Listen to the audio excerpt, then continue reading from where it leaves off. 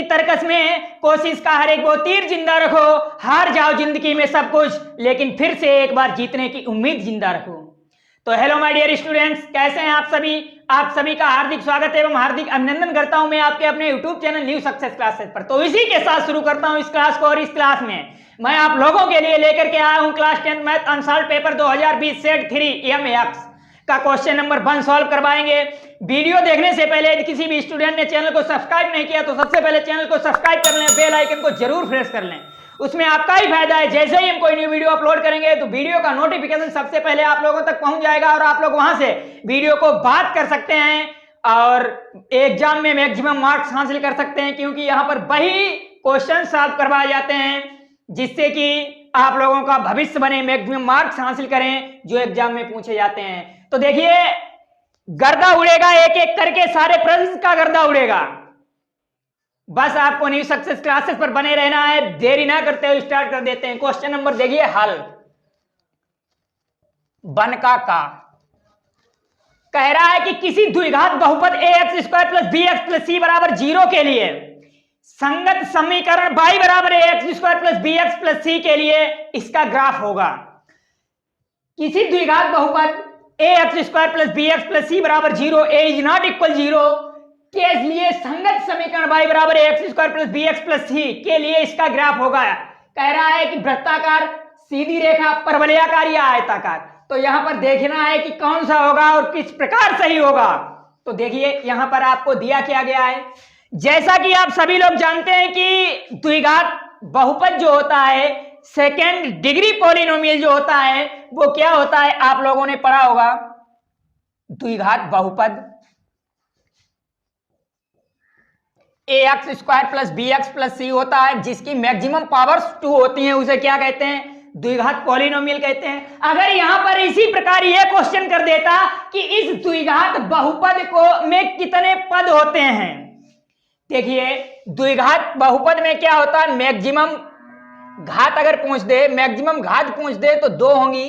अगर यह पूछ दे कि इसके पद कितने होते हैं, यानी कि बहुपद पद कितने होते हैं, तो देखिए पद कितने होंगे, पद हमेशा जो होंगे वो पावर से एक ज्यादा होंगे।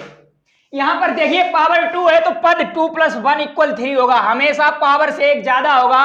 और यदि आप कहते हो कि कैसे होंगे, पावर से एक ज्यादा कैसे होंगे, तो यहां पर पद गिनना, देखिए 1, 2 और 3, कितने पद हो गए, 3। तो इस प्रकार ये भी क्वेश्चन पूछ सकता है, घात पूछ सकता है, पावर पूछ सकता है। और जैसा कि आप लोगों ने सुना होगा कि यदि कोई हमारा द्विघात बहुपद है, सेकेंड डिग्री पॉलिनोमियल है, तो उसका जो फिगर होता है वो आपने सुना होगा इस आकार का होता है, या तो इस आकार का होगा या इस आकार का होगा। अब आपको देखना ये है कि इसे कहते क्या है, ये आपका परवलय होता है, परवलय क्या होता है, परवलय।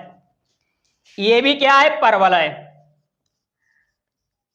ठीक है, ये परवलय होते हैं। तो परवलय, अब ये कब होगा और ये कब होगा, जब आपका जो a है, यहां पर जो द्विघात बहुपद यानी कि सेकेंड डिग्री पॉलिनोमियल आपका है ax square plus bx plus c, यहां पर जो a का मान होगा, अगर a इज ग्रेटर देन 0 है तो आपका ये वाला परवलय होगा, और यदि a इज लेस देन 0 है तो आपका ये वाला परवलय होगा, यानी कि नीचे की ओर मुंह खुला होगा।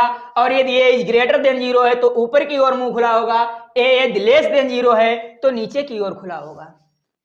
ठीक है सर, तो आपको ये तो पता ही चला होगा कि द्विघात बहुपद का जो फिगर बनता है वो एक परवलय होता है, और परवलय किस प्रकार होता है वो भी मैंने आपको विद रीजन बताया, क्या क्या यहां से क्वेश्चन पूछ सकता है। ठीक है, तो यहां पर आपको देखना है, यहां पर आपको जो दिया गया है आपका ऑप्शन नंबर 3 परवलयाकार, यानी कि देखिए परवलय बन रहे हैं तो क्या इट मींस परवलयाकार होगा, सीधी रेखा नहीं हो सकता। क्यों सीधी रेखा क्यों नहीं हो सकता, क्योंकि यहां पर अगर सीधी रेखा की बात कर रहा है, क्या कह रहा है, सीधी रेखा, सीधी रेखा इसलिए नहीं होगा क्योंकि सीधी रेखा हमेशा 1 डिग्री पॉलिनोमियल में बनती है। 1 डिग्री पॉलिनोमियल यानी कि एक घात बहुपद, क्या होता है, एक घात बहुपद होता है। तो एक घात बहुपद में क्या होता है कि इसका जो एक घात बहुपद होता है जिसकी मैक्सिमम पावर 1 होती है उसे एक घात बहुपद कहते हैं। तो यहां पर देखिए मैक्सिमम पावर इसकी कितनी है, कितनी है, मैक्सिमम पावर जो है वो कितनी है भाई, मैक्सिमम पावर है 1। तो यहाँ पर इसकी जो घात हो गई तो इसे एक घात बहुपद कहेंगे। अगर ये कह दे कि एक घात बहुपद में पद कितने होते हैं तो मैंने कहा कि पावर से एक अधिक एक जोड़ दो 2 हो जाएंगे। आप कहेंगे कि सर 2 कैसे होंगी, 2 कैसी होंगी, तो हम कहेंगे देखिए 1 2 ही तो पद है। ठीक है, इस तरह भी ज्ञात कर सकते हो, इस तरह भी ज्ञात कर सकते हो। तो इट मीन्स कि आपने क्या फाइंड कर लिया कि सीधी रेखा तो नहीं हो सकता। क्या सीधी रेखा तो नहीं हो सकता। अब ये वृत्ताकार, वृत्ताकार जो होता है ये आपने वृत्त का जो समीकरण होता है, वृत्त का समीकरण क्या होता है वो अलग टाइप का ही होता है। ठीक है, तो ये तो आप इंटर में पढ़ोगे, वहां पर मैं आपको पढ़ाएंगे अगली साल। तो कहने का मीन्स आपको सीखना ये है कि द्विघात बहुपद है, इसका चित्र क्या होगा, परवलयाकार होगा 100%, और वहां पर आयताकार दिया गया है। आयत जो होता है, आयत की यदि बात करें, आयत आप लोगों ने पढ़ा होगा, चलिए बता देते हैं क्योंकि समझ में आ जाएगा। वृत्ताकार जो है उसकी कहानी थोड़ी लंबी है, अगर आप कहोगे नहीं सर हमें सीखना ही है तो वो भी मैं आपको बता देंगे। ठीक है, तो यहां पर जो आपका क्या है, यहां पे आपको दिया गया है क्या, वृत्ताकार। तो वृत्ताकार क्यों नहीं होगा, क्योंकि वृत्ताकार जो होता है ये वृत्त होता है, और वृत्त का जो समीकरण होता है वो होता है x माइनस ए का whole square plus y minus a का whole square is equal a square. तो यहां पर आपको दिखाई दे रहा होगा ये कोई पॉलिनोमियल तो है नहीं। ठीक है, पॉलिनोमियल होगा तो उसकी पावर घटती हुई दिखाई देती होंगी आपको। यहां पर क्या है कि यहां पे भी x की पावर मैक्सिमम पावर 2 आएंगी, एक्स स्क्वायर प्लस ए स्क्वायर माइनस का 2ax, यहां पर y स्क्वायर प्लस ए स्क्वायर माइनस का 2ay। तो यहां पर देखिए y की 2 पावर, x की 2 पावर, यानी कि तो ये तो आपका पॉलिनोमियल नहीं हो सकता क्योंकि दोनों अलग अलग अचर हैं, और इसमें क्या होगा कि आपके एक जैसे ही चर होंगे, एक जैसे ही चर होंगे। अगर पॉलिनोमियल होगा जैसे x चर है तो x ही होगा, अगर y टर्म में है तो y ही होंगे, z टर्म में है तो z ही होंगे।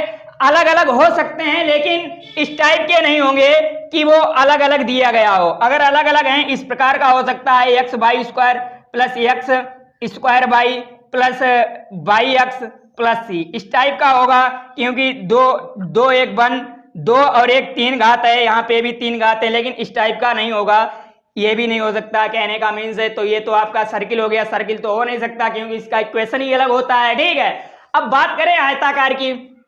आयताकार तो बहुत सिंपल होता है, आप लोग शायद जानते भी होंगे कि आयताकार तो नहीं हो सकता। क्यों नहीं हो सकता, क्योंकि आप लोगों ने पढ़ा है। ठीक है, तो यहां पर यदि हम आयताकार की बात करते हैं, ठीक है, तो आयत इस टाइप का होता है आपका, जिसकी आमने सामने की भुजाएं बराबर होती हैं। ठीक है, और प्रत्येक एंगल क्या होता है 90 डिग्री यानी समकोण का होता है, इस टाइप का। और यदि हम इस भुजा को x मान लें, इस भुजा को y मान लें, तो इसका जो एरिया होता है क्या होता है, एरिया लंबाई गुणा चौड़ाई एक्स वाई हो जाएगा। देखिए एक्स वाई अगर ये मीटर में है तो ये मीटर स्क्वायर हो जाएगा, सेंटीमीटर तो सेंटीमीटर स्क्वायर हो जाएगा। तो कहने का मीन्स है कि ये समीकरण नहीं बन रहा है, केवल पॉलिनोमियल है। तो पॉलिनोमियल का जो आपका जो बनेगा वो परवलयाकार ही होगा, जो कि मैंने अभी बताया था। ठीक है, तो इस तरह से ये ऑप्शन भी आपका नहीं हो सकता। क्या नहीं हो सकता, आयताकार भी नहीं हो सकता और वृत्ताकार भी नहीं हो सकता, ओनली परवलयाकार सही होगा। क्यों होगा उसका रीजन भी मैंने आपको बताया। तो अब स्टार्ट करते हैं क्वेश्चन नंबर 2। देखिए मैंने आपको बताया गर्दा उड़ेगा, एक एक प्रश्न का गर्दा उड़ेगा। जय महाकाल, ऐसा बुलाओ लाल जो लगाए पेपर के सारे सवाल 100% आपके एक एक क्वेश्चन का गर्दा उड़ेगा भाई, सारे सवाल पेपर के लगेंगे।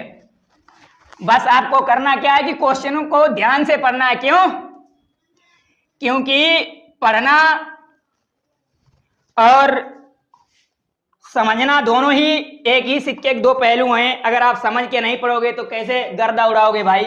तो देखिए क्वेश्चन नंबर खा की है बारी, नहीं करनी है इसके साथ कोई यारी। तो क्वेश्चन नंबर खा यहाँ पे लिख लिया ऑलरेडी। ठीक है, दिया है, क्या दिया है आपको, दिया है कि 3 cot A इज इक्वल 4। ठीक है, 3 cot A इक्वल 4 दिया गया है। तो यहां पर यदि हम ये cot A का मान निकालें, cot A बराबर 4/3 हो जाएगा। आपको जैसा आप लोग जानते हैं कि जो cot A होता है, आप लोगों ने पढ़ा होगा कि cot A जो होता है ये इक्वल होता है 1/10A के। कहने का मीन्स है कि cot A 10A का उल्टा होता है। तो यहां पर अगर यदि हम 10A कर दें तो ये पलट जाएगा, 3/4 हो जाएगा ना, हो जाएगा। क्यों? क्योंकि यहाँ पे 1/10 हो जाएगा, ये 4/3 रहेगा। अगर हम 1/10 को ऊपर ले जाएंगे तो ये पलट जाएगा ना। समझ में आ रहा है ना? ठीक है, आ रहा है तो अच्छी बात है। तो यहाँ पे आपको यही देखना है, ठीक है। और जैसे आपको बता दें 10 होता क्या है, 10 आपका होता है L/A। L क्या होता है? ये लंब होता है। क्या होता है? लंब होता है। ये आपका आधार होता है, ठीक है, आधार होता है। आपने क्या पढ़ा होगा कि ये आपका कोई एक समकोण अगर त्रिभुज है, क्या है? समकोण त्रिभुज है। ये समकोण त्रिभुज है। देखिए आपको बता रहा हूं अभी मैं, जैसे ये कोई रेखा है, अगर इस मतलब कोई पैरेलल लाइन को परपेंडिकुलर लाइन काटती है तो ये आपका समकोण बनता है ना। और फिर इस तरह से जो ये लाइन कोई यानी कि तिर्यक रेखा जो इनको काटती है तो ये क्या होता है? ये आपका समकोण बनता है। और समकोण पर ये अगर ये एंगल आपका न्यून कोण है, ये मैंने अगर ए मान लिया तो ए के सम्मुख क्या होगा? लंब होगा। हमेशा ध्यान रखना है, ए के सम्मुख लंब होगा। और समकोण के सम्मुख क्या होगा? ये हमेशा कर्ण होगा। और जो शेष यानी कि जो आपका न्यून कोण है उससे जो सटी हुई भुजा है वो हमेशा क्या होगा? आधार होगा। वो हमेशा आधार होगा। या फिर यूं कह सकते हो, अगर ये कर्ण है, इसके सम्मुख भुजा ये लंब है तो शेष आधार होगी, ठीक है, यूं कह सकते हो। तो यहां पर आपका ये लंब बटे आधार है और ये आपका कितना दिया गया है? 3 है। लंब 3 है, आधार 4 है। देखिए आपको हमेशा याद रखना है, अगर जैसे 4 दिया गया और 3 दिया गया, ठीक है, 3 और 4 दिया गया तो इसका ट्रिपलेट बनता है, हमेशा ये 5 आएगा। वादे के साथ कहता हूं भाई, वादे के साथ कहता हूं। अगर ये आपका 3 है, ये अगर 4 दिया गया है तो हमेशा ये 5 आएगा। अगर ये 3 दिया गया है, 5 दिया गया है तो हमेशा तीसरा 4 आएगा।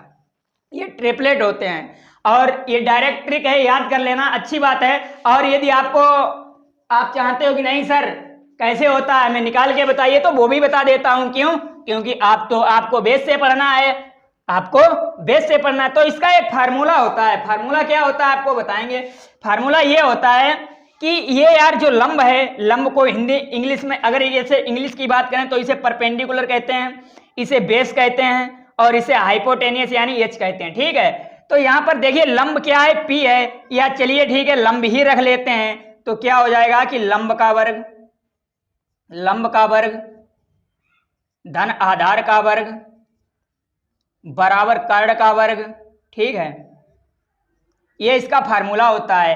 आपको क्या दिया गया? लंब दिया गया है 3 का स्क्वायर, आधार दिया गया है 4 का स्क्वायर बराबर कर्ण का स्क्वायर आपको निकालना है। तो यहाँ पर 3 का स्क्वायर 9, ये 16 हो जाएगा, इक्वल कर्ण का स्क्वायर हो जाएगा, ठीक है। तो यहाँ पर 16 9 25 होता है तो 25 बराबर कर्ण का स्क्वायर हो जाएगा, ठीक है। अगर यहाँ पे देखिए ये 25 ये 5 का स्क्वायर होता है, आप लोगों को मालूम होगा, बराबर कर्ण का स्क्वायर होगा। स्क्वायर से स्क्वायर कैंसिल हो जाएगा, यानी जो कर्ण निकल के आएगा वो कितना आएगा? 5। कर्ण निकल के आएगा, कितना निकल के आएगा? 5। तो ये कितनी भुजा निकली? 5। आपसे पूछ क्या रहा है? तो क्वेश्चन ये कह रहा है, क्या कह रहा है? क्वेश्चन ये कह रहा है कि सेक ए का मान निकालना है। और जैसा कि आप लोग जानते हैं कि ये सेक ए जो होता है ये क्या होता है, जैसे आपको मालूम होता है ये फार्मूला लाल बटे कक्का होता है। यहाँ पर ये क्या होता है? लंब बटे कर्ण साइन ए होता है, आधार बटे कर्ण कोस ए होता है। और सेक ए कोस ए का उल्टा होता है, कोस ए आधार बटे कर्ण होता है। तो सेक ए क्या हो जाएगा? कर्ण बटे आधार। कर्ण कितना है? 5 है। और आधार कितना है? आधार आपके पास कितना है? आधार आपके पास 4 है। आधार कितना है? 4 है। ये क्या हो जाएगा? k/a यानी कर्ण बटे आधार। तो सेक ए का मान आपने निकाल लिया। इस तरह आप गर्दा उड़ा सकते हो एक प्रश्न का, ठीक है। अगर मेरे किसी भी भाई को कोई दिक्कत हो तो भाई मुझे बता सकता है। और ये यदि आप फिगर नहीं बनाना चाहते तो इसके लगाने का एक सेकेंड तरीका है, सेकेंड मेथड है, वो भी मैं आपको बता देता हूं। वो मेथड क्या है? देखिए जो इसका सेकेंड मेथड है वो मेथड ये रहता है मेरे भाई। और यदि इसकी शॉर्ट ट्रिक की बात करें भाई तो इसकी कोई शॉर्ट ट्रिक नहीं होती है, 100% शॉर्ट ट्रिक नहीं होती है। आप कहीं भी पढ़ के देख लीजिए। और मैंने आपको बताया क्या था? मैंने आपको बताया ये था कि यदि हम ये बात करें, आपने निकाला था कि टेन ए कितना होता है। टेन ए आपने निकाला था कि सर टेन ए 3/4 था, सर टेन ए 3/4 था। तो मैंने कहा ठीक है। और यदि आपको ये मालूम है, क्या मालूम है? आपको ये मालूम है कि जो सेक स्क्वायर ए होता है ये होता है 1 + 10 स्क्वायर ए के, ठीक है, 1 + 10 स्क्वायर ए के। अगर हम सेक ए की बात करें तो सेक ए की बात करें, ये स्क्वायर है तो इधर ये क्या हो जाएगा, रूट के अंदर 1 + tan स्क्वायर ए हो जाएगा। ठीक है, और यहाँ पर tan ए की वैल्यू आपको मालूम है कितनी है, tan ए की वैल्यू कितनी है भाई, देखिए 1 प्लस मान कितना आया था, 5/4 आया था। ठीक है, इतना ही आएगा। देखिए 1 + tan ए कितना है, 3/4 है। सर स्क्वायर है, स्क्वायर चढ़ा दीजिए। मैंने कहा ठीक है, चढ़ा दिया भाई। यहाँ पे सर 3 का वर्ग 9 होता है, 4 का वर्ग 16 होता है। यहाँ पर आपको देखना है 16 9 25/16 हो जाएगा। यहाँ पर अगर आप निकालोगे ये 5/4 आ जाएगा। ये आया क्या है भाई, है क्या, सेक ए ही तो है, और सेक ए ही तो मैंने चित्र से 5/4 निकाला था। इस तरह भाई एक एक मेथड नहीं, दो मेथड देंगे और दो मेथड से गर्दा उड़ा देंगे, एक एक प्रश्न का उड़ा देंगे भाई। एक एक प्रश्न विद रीजन बताएंगे। लोग रीजन नहीं बताते होंगे, लेकिन मैं आपको विद रीजन बताएंगे कि किस तरह से आप गर्दा उड़ाओगे। तो यहाँ पर देखना है कि ऑप्शन में आपको 5/4 second option is the right answer. Second option is the right answer. ठीक है, तो सेकेंड ऑप्शन ही आपका क्या है, सही आंसर है। अब आपको गर्दा उड़ाना है। क्वेश्चन नंबर 2 का मैंने बताया था कि आपको क्या करना है कि न्यू सक्सेस क्लासेस पर सिर्फ बने रहना है। गर्दा तो हम उड़ा ही देंगे, उसकी डरने वाली कोई बात नहीं, वो तो गर्दा तो उड़ता ही रहता है यहाँ हमेशा, तो गर्दा तो उड़ेगा ही। देखिए क्वेश्चन नंबर गा की है बारी, नहीं करनी है इसके साथ कोई यारी, जय महाकाल ऐसा बुलाओ लाल जो लगाए पेपर के सारे सवाल 100% लगाएंगे। तो यहाँ पे देखिए क्वेश्चन नंबर गा, इसी की तो बारी है। कह रहा है कि 1 से 9 तक की प्राकृतिक संख्याओं का समांतर माध्य ज्ञात कीजिए। देखिए 1 से 9 तक की प्राकृतिक संख्याएं क्या होती हैं, 1 से 9 तक की प्राकृतिक संख्याएं, 1 से 9 तक की जो प्राकृतिक संख्याएं होती हैं वो कौन कौन सी होती हैं, 1 2 3 4 5 6 7 8 और 9। भाई जो नेचुरल नंबर यानी प्राकृतिक संख्याएं उन्हें कहते हैं जो 1 से शुरू होती हैं। प्राकृतिक संख्याएं वह होती हैं जो 1 से शुरू होती हैं और कहां तक जाती हैं, अनंत को छोड़ करके जितनी होती हैं वो सब आपकी प्राकृतिक संख्याएं होती हैं। ठीक है, तो यहां पर 1 से 9 तक हैं, इनका समांतर माध्य ज्ञात करना है। आपको मालूम है कि समांतर माध्य का एक फार्मूला होता है कि समांतर माध्य बराबर क्या होता है, आंकड़ों का योग बटे आंकड़ों की संख्या। तो यहां पर यही फार्मूला आपको लगाना है, आंकड़ों का योग बटे आंकड़ों की संख्या। जब ये फार्मूला आप लगा दोगे तो आंकड़े क्या है, आंकड़े 1 से 9 तक के, इनका योग 1 + 2 + 3 प्लस का 4 + 5 + 6 + 7 + 8 + 9। यहाँ पे आंकड़ों की संख्या 1 2 3 4 5 6 8 9 कितनी है, 9 तक है। ठीक है, तो यहाँ पर इसे जब जोड़ोगे तो कितना आएगा, 2 1 3 3 6 और 6 4 10 5 15 6 21 21 7 28 28 और 8 28 8 36 36 9 45/9, तो 9 पना 45 यानी कि 5 is the right answer. 5 is the right answer. तो 5 आपको कहां दिया गया है, ये दिया गया है option second. It means second option is the right answer. Second option is the right answer. तो आपका जो समांतर माध्य निकला है वो कितना निकला है, यहाँ पे लिख देना है कि समांतर माध्य बराबर कितना है, 5। यानी आपको तो केवल टिक करना है क्योंकि 1 नंबर का every question carries 1 marks. 1 number का प्रत्येक क्वेश्चन है, लाना आप 70 में 70 चाहते हैं तो इसका एक फर्ज बनता है कि आपको एक एक नंबर कलेक्ट करना होता है। ठीक है, तो किस तरह से कलेक्ट करोगे वो चीज मैं आपको बता रहा हूं, इसको रफ कर देता हूं। अगला क्वेश्चन ध्यान से पढ़िए, गर्दा उड़ा देंगे भाई, एक एक प्रश्न का गर्दा उड़ा देंगे। मैंने आपको बताया था, जैसा कि पहले भी बताया था कि गर्दा तो उड़ना ही है, उसकी चिंता नहीं करनी है आपको। ठीक है ना मेरे भाई। अब मैं आप लोगों से भाई नहीं साहब कहा करूंगा। क्या कहा करूंगा, साहब, क्योंकि साहब सही रहता है। आप सब लोग क्या करोगे, नौकरी करना चाहता है, कोई कुछ करना चाहता है, नौकरी करोगे तो साहब तो आप बन ही जाओगे। तो इसलिए आपको मैंने पहले ही उपाधि में आपको दे रहा हूं कि आप लोगों से साहब। ठीक है साहब, अगला क्वेश्चन स्टार्ट करते हैं। क्वेश्चन नंबर घा की है बारी, नहीं करनी है इसके साथ कोई यारी। समांतर श्रेणी का सर्वांतर पूछ रहा है। समांतर जो श्रेणी आपको दे रखी है वो क्या है, समांतर श्रेणी कितनी है भाई, समांतर श्रेणी -5 -1 और 3 और 7 है। ठीक है, डॉट डॉट है। कह रहा है इसका सार्वंतर, जैसा कि आप लोग जानते हो कि सार्वंतर को हम किससे, डी से डिनोट करते हैं। और सर्वांतर d इज इक्वल होता है सेकंड पद माइनस प्रथम पद, तो सेकंड माइनस माइनस का 5, तो यहाँ पे -1 माइनस माइनस प्लस का 5 हो जाएगा, 5 से 1 चला जाएगा, कितना बचेगा 4। ये 4 सर्वांतर है। आप चाहते हो कि नहीं सर 4 नहीं हो सकता, मतलब दूसरे पद से पहले पद को माइनस करना होता है। यहाँ पे दूसरे पद से पहले पद को माइनस करना होता है। यहाँ पे देखिए 3 है, 3 ये कोई भी दो पद ले लीजिए। आप कहोगे कि सर इन्हीं को क्यों माइनस किया, इनको क्यों नहीं किया, चलिए इनको ले लेते हैं, -1 और 3 को ले लेते हैं, -1 और 3 को ले लेते हैं। तो देखिए सर्वांतर को d से लिखा, तो d बराबर 3, पहले पद को माइनस करो तो 3 माइनस माइनस का 1, तो यहाँ पे 3 है माइनस माइनस प्लस का हो जाएगा, तो कितना आ जाएगा 4 ही आया। अब आप कहोगे कि सर अभी भी मुझे थोड़ा डाउट है, अब आगे के पद को करो, 3 और 4 को 7 को करिए, तो 3 7 को करिए। तो मैंने आपको बताया था कि सर्वांतर जो होता है दूसरे यानी पहले वाले पद से बाद वाले पद को माइनस करते हैं, यानी इस वाले पद से इस वाले पद को माइनस करेंगे, तो कितना होगा 7 माइनस का 3 कितना आएगा 4 आएगा। मैंने बताया कि और समांतर श्रेणी कौन सी होगी, जिस श्रेणी में अंतर समान हो उसी को समांतर श्रेणी कहते हैं भाई। जिस श्रेणी में अंतर समान होता है वही आपकी क्या होती है, समांतर श्रेणी होती है। ठीक है, तो यहाँ पे सम मीन्स, जैसे बात करेंगे समांतर श्रेणी की, तो जैसे यहाँ पे लिखा है समांतर, तो समांतर जैसे इसका सम का मीन्स है समान, क्या है समान, क्यों, क्योंकि ये जो समांतर है ये सम प्लस इसका अगर संधि विच्छेद करेंगे तो सम प्लस अंतर से बनकर मिलता है। सम मीन्स समान होता है, सम का मीन्स समान होता है, और अंतर का मीन्स अंतर होता है। इट मीन्स क्या हो गया समान अंतर। जिनका हर जगह अंतर समान होता है, समान अंतर, जिनका हर जगह अंतर समान होता है उन्हें क्या कहते हैं, उन्हें समांतर श्रेणी कहते हैं भाई। क्या कहते हैं, समांतर श्रेणी कहते हैं। ठीक है, समझे ना। तो गर्दा मैंने बताया था, एक एक प्रश्न का गर्दा उड़ेगा। अब गर्दा है घा की बारी नहीं करनी है, इसके साथ कोई यारी भाई यारी नहीं करेंगे, एक एक प्रश्न का गर्दा उड़ाएंगे।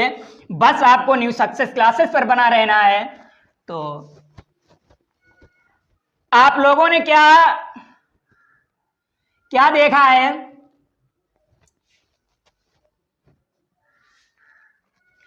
क्वेश्चन नंबर है ना। अब मैं आप लोगों को ले चलूंगा मेंटोस जिंदगी पर। कहां ले चलूंगा, मेंटोस जिंदगी पर। अभी तो आपकी क्या थी, साधारण जिंदगी। अब आपको ले चलेंगे मेंटोस जिंदगी पर। मेंटोस जिंदगी देखना चाहोगे ना आप लोग, चलिए दिखाते हैं आपको। जैसे क्या है मेंटोस जिंदगी क्या होती है, जैसे ये होता है, जैसे हम अगर बात करें क्या है कि पासे की, तो यहां पर जैसे आपको ये पासा दिया गया है, कोई ये पासा है आपका, ठीक है, ये पासा है, ये पासा है।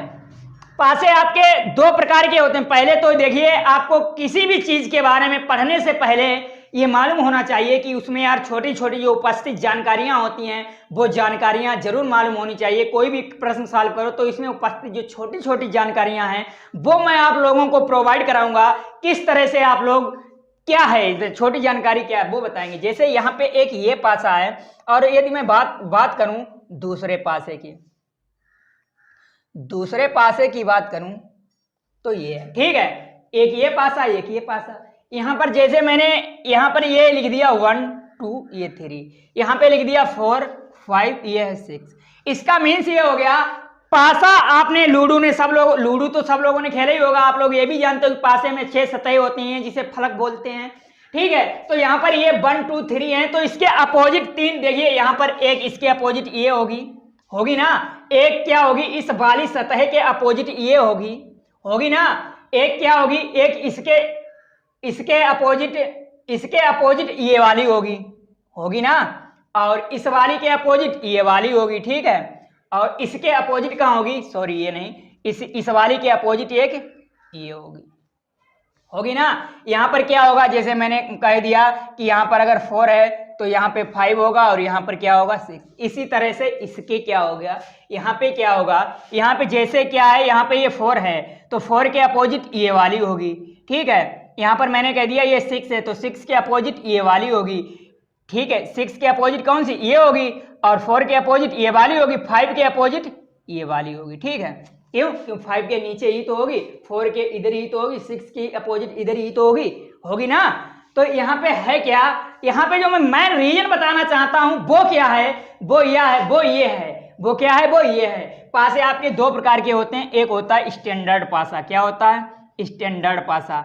स्टैंडर्ड पासा क्या होता है सर? स्टैंडर्ड पासा होता है सर, स्टैंडर्ड पासा। यानी कि पासे को इंग्लिश में क्या कहते हैं? डाइस कहते हैं। ठीक है, यहाँ पे मैं आपको बताऊंगा स्टैंडर्ड पासा किसे कहते हैं, जिसे कहते हैं मानक पासा। हिंदी में क्या कहते हैं सर? मानक पासा कहते हैं। यहाँ पे क्या है, यहाँ पे ये आपका एक होता है साधारण पासा। क्या होता है? साधारण पासा। साधारण पासा मतलब कोई भी जैसे वन है, हमेशा मानक पासे में क्या होता है, मानक पासे में उसकी जैसे ये 4 है तो 4 के अपोजिट 3 होगा 100%। क्यों उसकी अपोजिट जो सरफेस होती है उनके पदों का योगफल होता है वो 7 होता है, तो 4 के अपोजिट 3 होगा। 6 है, 6 के अपोजिट क्या होगा? 6 के अपोजिट सर 1 होगा। क्योंकि 6 + 1 करेंगे कितना आएगा? 7 आएगा। 4 + 3 करेंगे कितना आएगा? 7 आएगा। यहाँ पे सर 5 के अपोजिट क्या होगा? सर 5 के अपोजिट 2 होगा। क्योंकि दोनों पदों का योग होता है वो 7 होता है। स्टैंडर्ड पासे की बात करता हूं भाई, स्टैंडर्ड पासे की। और यदि आपका साधारण पासा है, क्या है सर? साधारण पासा है तो 1 के अपोजिट कुछ भी हो सकता है, 3 के अपोजिट कुछ भी हो सकता है, और 5 के अपोजिट 2 के अपोजिट कुछ भी हो सकता है। लेकिन यदि स्टैंडर्ड डाइस है, साधारण पासा है, तो क्या होगा? 4 के अपोजिट 3 होगा, 6 के अपोजिट 1 होगा, 5 के अपोजिट 2 होगा। क्योंकि उनके दोनों अपोजिट जो सरफेसेस होती हैं उनका योगफल होता है वो हमेशा 7 होता है। ठीक है, तो यहाँ पर लेकिन बात तो ये नहीं थी, ये तो पासे में उपस्थित जो जानकारी थी वो मैंने आपको प्रोवाइड कराई। और यदि मैं बात करूं पासे की, और यदि मैं बात करूं किसकी? पासे की। चलिए ठीक, पासे की बात करते हैं। किस तरह से आप जो है इसको सॉल्व करोगे? क्या कह रहा है? कह रहा है कि पासे को एक बार फेंकने पर सम संख्या प्राप्त होने की प्रायिकता ज्ञात करनी है। मैंने कहा गर्दा तो उड़ा नहीं है, तो गर्दा तो उड़ेगा ही उड़ेगा। ठीक है, तो सम संख्या प्राप्त होनी, इसका सार्वधातुक सर्च 4 आया था। कितना आया था? 4 आया था। तो option 1 is the right answer. Option 1 is the right answer. एक पासे को एक बार फेंकने पर सम संख्या प्राप्त होने की प्रायिकता, मैंने कहा था मेंटोस जिंदगी पर लेकर चलेंगे। ये थी आपकी लोगों की मेंटोस जिंदगी। तो यहाँ पर पासे को एक बार फेंकने पर सम संख्या प्राप्त होने की प्रायिकता पूछ रहा है। पासा जैसा कि आप लोग जानते हो, मैंने आप लोगों को अभी बताया था, कि जैसे ये क्या है, ये आपका कोई पासा है, ये आपका कोई पासा है। पासे में 6 सरफेसेस होती हैं। कितनी सरफेसेस होती हैं? 6 सतहें होती हैं। और यहाँ पर मैंने आपको बताया था जैसे 1 होगा, मैंने बताया जैसे 1 है, 2 है, 3 है, ये माना कि इसके अपोजिट क्या है, इसके अपोजिट जैसे आपने कह दिया सर 4 है, इसके अपोजिट क्या है? इसके अपोजिट 5 है, और इसके अपोजिट क्या है? इसके अपोजिट 6 है। तो देखिए यहाँ पर जो टोटल सरफेसेस हैं, ये 1 है, ये 4 है, ये 6 है, सॉरी ये जो 2 है, ये 4 है, ये 6। सम संख्याएं कौन सी हैं सर? एक 2 है, सर एक 4 है, सर एक 6 है। ये क्या है? ये सम संख्याएं हैं। तो यहां पर देखिए सम संख्याओं की संख्या कितनी हो गई? सम क्यों? अब आप कहोगे कि सर सम संख्याएं ही क्यों निकाली? क्योंकि सम संख्याओं की ही प्रायिकता पूछ रहा है भाई, सम संख्याओं की ही प्रायिकता पूछ रहा है। तो सम संख्याओं की संख्या बराबर कितनी हो गई? 3 हो गई। ठीक है, यहाँ पर आपको ज्ञात क्या करना है? इसकी प्रायिकता ज्ञात करनी है। तो देखिए प्रायिकता जो होती है उसको हमेशा PE से डिनोट करते हैं, और प्रायिकता जो होती है वो हमेशा PE से डिनोट करते हैं, और ये होता है ENES अपॉन ENE। कहने का मीन्स है ENES क्या होता है कि सेट में उपस्थित सम संख्याओं की संख्या। तो सम संख्याओं की संख्या कितनी है सर? 3 है। टोटल संख्याएं कितनी है? टोटल संख्याएं सर 6 हैं। क्योंकि पासे में 6 अंकित होते हैं, तो 3 बन जा 3, 3 2 जा 6। सर प्रायिकता जो निकल के आई, जो प्रोबेबिलिटी निकल के आई, वो है 1/2। ये थी आपकी मेंटोस जिंदगी। क्या थी? मेंटोस जिंदगी। तो यहां पर ऑप्शन में देख लेना है 1/2 कहां दे रखा है? ये दे रखा है। Option 1 is the right answer. Option 1 is the right answer. तो आइए चलते हैं क्वेश्चन नंबर 4 पर। किस तरह आपका इसका गर्दा उड़ाओगे? गर्दा तो उड़ना ही है, एक एक प्रश्न का गर्दा उड़ेगा। ठीक है, तो यहां पे क्या है कि गर्दा उड़ाना है, एक एक प्रश्न का गर्दा उड़ेगा। मैंने बताया था कि टेंशन लेने का नहीं, तो वो जाती है मगर रोकने का नहीं, वो जाती है मगर रोकने का नहीं, और टेंशन लेने का नहीं। ठीक है, तो यहां पर क्या कह रहा है कि चित्र में O केंद्र वाले वृत्त की एक जीवा PQ तथा PT स्पर्श रेखा है। यदि कोण क्यू पी टी बराबर 60 डिग्री है तो पी ओ क्यू का मान होगा। और आपको क्या दिया गया है, आपको एक सर्किल दिया गया है, चित्र मतलब जो क्वेश्चन है उसी में दिया गया। मैं अपने पास से कुछ नहीं बना रहा हूं भाई, जो आपको दिया गया है वही चीज मैं क्या कर रहा हूं कि यहां पर बना रहा हूं। देखिए ये फिगर दिया गया है आप लोगों को क्वेश्चन में, तो यहां पर दिया क्या गया है, ये दिया गया कि इसका ये यार कोई एक सेंटर है यानी कि केंद्र है, ठीक है। ये क्या है, सेंटर है यानी केंद्र है। यहां पर ये इसकी कोई क्या है, ये स्पर्श रेखा है टी, जिसे नाम यहां पे टी दिया गया है, ठीक है। केंद्र से किया क्या गया है, एक स्पर्श रेखा पर लंब डाला गया है। क्या किया गया है, लंब डाला गया है केंद्र से स्पर्श रेखा पर यानी इस पर। और आप लोग ये जानते ही हैं कि केंद्र से स्पर्श रेखा पर डाला गया लंब हमेशा समकोण होता है। केंद्र से स्पर्श रेखा पर डाला गया लंब समकोण होता है, ये आप लोग जानते हैं, ठीक है। और क्या है, और है ये सर, और सर इस तरह से ये लाइन है, ठीक है। और क्या है सर, सर फिर वह इसे पॉइंट दिया गया है, वो दिया गया है P, सर इसे पॉइंट दिया गया है Q, फिर बाद में सर PQ को मिलाया गया है। चलिए मिला दीजिए, PQ को मिला दीजिए भाई। तो PQ को क्या करना है, मिलाना है, PQ को मिलाना है। क्यों, क्योंकि ये मेंटोस जिंदगी जी रहे हैं भाई, तो इन्हें जीने दो मेंटोस जिंदगी, क्यों डिस्टर्ब कर रहे हो भाई, जीने दो मेंटोस जिंदगी, ठीक है। मेंटोस जिंदगी जीना चाहते हैं तो यहां पर क्या है, ये है, ये भी बना हुआ है। क्यों, क्योंकि मेंटोस जिंदगी जी रहे हैं भाई ये लोग, तो यहां पे ये बना हुआ है साहब, मैंने बताया था साहब कहा करूंगा, ठीक है। तो ये क्या है, और इसे नाम क्या दिया गया है, इसे नाम आर दिया गया है। क्या दिया गया है, आर दिया गया है सर। तो अब कहे क्या रहा है, कहे ये रहा है कोण क्यू पी टी बराबर 60 डिग्री। देखिए यहां पर दिया है आप लोगों को एक और चीज दे रखी है, क्वेश्चन नंबर 4 था, गर्दा तो उड़ा ही दिया देंगे। दिया है, क्या दिया है कि कोण क्यू पी टी कितना है, कोण क्यू पी टी 60 डिग्री है। कितना है, 60 डिग्री है। तो यहां पर यार क्यू पी टी यानी क्यू, क्यू ये क्या है सर, ये पी है, क्यू पी है, चलिए ठीक, ये क्यू पी और ये टी है, चलिए ठीक, ये क्यू पी टी हो गया, ठीक है। लेकिन इसमें जो बीच वाला एंगल है हमेशा यही दिया रहेगा, क्यू पी टी का मतलब है, कोण क्यू पी टी का मतलब है कि जो एंगल पी है वो 60 डिग्री है, ठीक है। और क्यू है कहां से सर, क्यू ये है, यहां से लेके यहां तक क्यू पी टी, ये एंगल आपको दे रखा है, कितना है, ये वाला, ये 60 डिग्री का है। कितना है, 60 डिग्री का। और कहे क्या रहा है, कह रहा है कि कोण पी ओ क्यू ज्ञात करना है, यानी पी ओ क्यू ज्ञात करना है, ठीक है। चलिए ठीक है, ये एंगल आपको दे रखा है 60 डिग्री। और हम लोग ये जानते हैं, जानते क्या है सर, सर हम ये जानते हैं कि यदि ये एंगल 60 डिग्री है, और हम ये जानते हैं कि सर कि केंद्र से स्पर्श रेखा पर, केंद्र से स्पर्श रेखा पर डाला गया लंब समकोण होता है, समकोण होता है। और सर समकोण 90 डिग्री का होता है।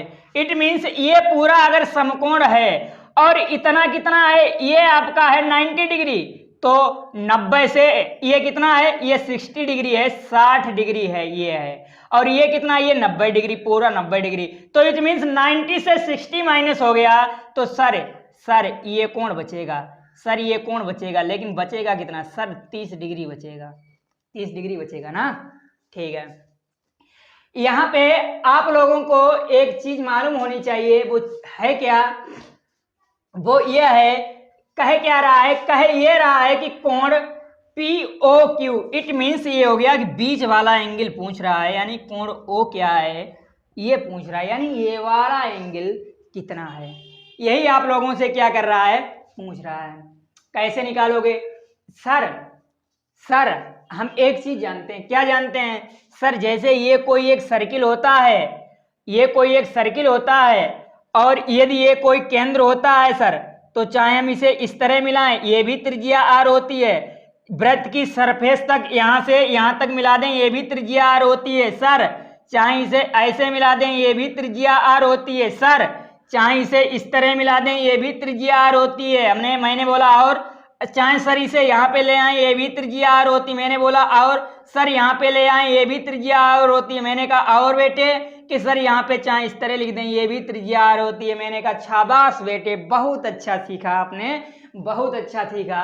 तो यहाँ पे ये अगर सर्किल का सेंटर है तो यहाँ पर सेंटर से परिधि तक ये दूरी हमेशा सेम होती है। और यदि ये दूरी बराबर होती है, कोई भी आपका त्रिभुज है, त्रिभुज की अगर दो भुजाएं बराबर हैं तो उनके दोनों कोण भी आपस में बराबर होते हैं। उनके अगर कोई भी त्रिभुज है, यदि हमने बात करें, क्या हम बात ये करें, देखिए कैसे आप लोगों को किस तरह समझाएंगे, अच्छी तरह समझाएंगे, ठीक है, अच्छी तरह समझाएंगे। क्या समझाएंगे कि सर कोई भी त्रिभुज होता है, यहाँ पे ये त्रिभुज बना हुआ है, इस तरह से बना हुआ है, ठीक है। इनकी दो भुजाएं देखिए, ये भुजा क्यों, ये दोनों वृत्त की त्रिज्याएं हैं, इट मीन्स ये दोनों भुजाएं क्या हैं, बराबर हैं। सर ये दोनों भुजाएं बराबर है, यानी ये आर है तो ये भी आर होगी, ठीक है। मैंने बोला ठीक है, बहुत अच्छी बात है सर।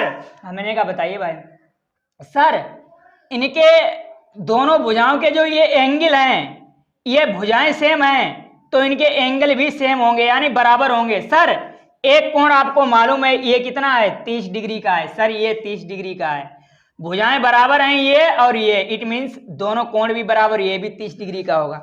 सर ये वाला एंगल कितना होगा, ये वाला एंगल कितना होगा, ये वाला एंगल हम जानते हैं कि त्रिभुज के तीनों, जैसे ये ए है, ये बी है, ये सी, हम जानते हैं त्रिभुज के तीनों कोणों का योग a प्लस बी प्लस सी बराबर 180 डिग्री होता है। तो यहाँ पे कोण ए और कोण बी हमें पता है कितना है, 30 डिग्री प्लस 30 डिग्री, और कोण सी हमें ज्ञात करना है, बराबर 180 डिग्री हो जाएगा। 30 30 60, कोण सी बराबर 180 डिग्री माइनस का 60 डिग्री, यानी कि जो कोण सी आएगा वो कितना आएगा, 120 डिग्री। तो यहाँ पे आपका यही एंगल आपसे कह रहा था कि कोण ए बताइए, और ये एंगल जब आपने निकाला तो कितना निकला, 120 डिग्री निकला सर, 120 डिग्री निकला। सर ऑप्शन में कहाँ दिया गया है, कहीं मैंने देखा, मैंने दिया गया यार 240 यानी गलत है, 120 यानी राइट है, 135 यानी ये भी गलत, ये भी गलत। Option B is the right answer, यानी कि second option is the right answer, 120 is the right answer.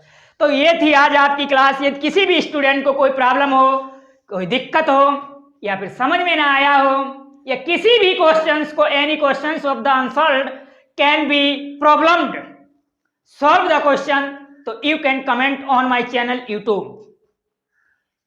Video को अंत तक देखें, पूरा देखें, क्योंकि पता नहीं कहां पर किस ट्रिक का मैं इस्तेमाल कर दें, क्या बता दें जो कि आपको आपके एग्जाम का बेड़ा पार करा दे और वो चीज आपको ना मिल पाए।